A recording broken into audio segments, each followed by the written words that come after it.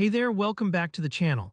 If you're running your own racing league and want to keep track of driver standings like the pros, today's tutorial is going to save you tons of time and headaches.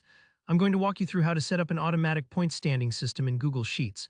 By the end of this video, you'll have a leaderboard that updates instantly when you change race results. Super slick, super simple.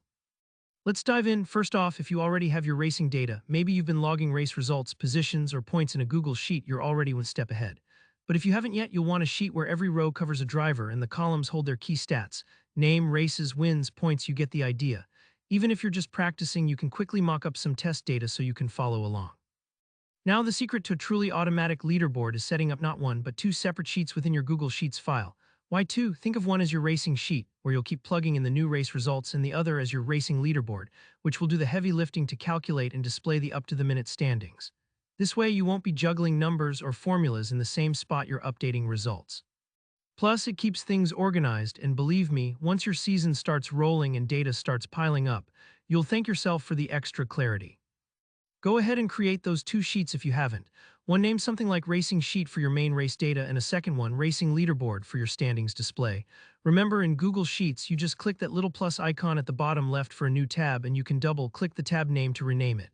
Easy. Now let's switch over to your Racing Leaderboard sheet. This is where the magic happens. In the very first column, we're going to use a special formula. Ready? Click into the first cell, usually labeled A1, and type in equals sort Racing Sheet A2 H108 false. Let's unpack what this formula is doing, because understanding why it works will help you tweak things later. Sort is exactly what it sounds like. It takes a range of data, in this case from your racing sheet, in cells A2 through H10, and it arranges it in order. The number 8 here refers to the column with your points total, or whichever stat you want to sort by.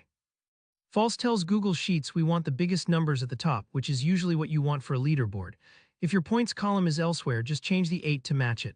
Adjust the A2 H10 part 2. If you've got more drivers or different stats, expand or shrink that range. Hit enter and boom, your leaderboard instantly lists your racers ranked by their points.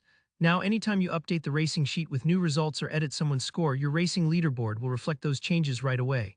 No more copy-pasting, manual sorting, or worrying about missing something after a long night of racing.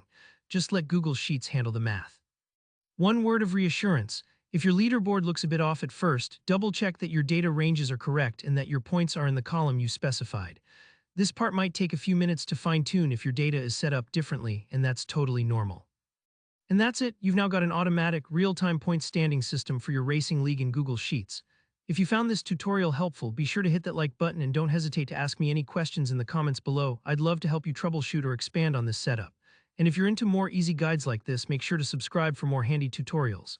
Thanks for watching, and I'll see you in the next video.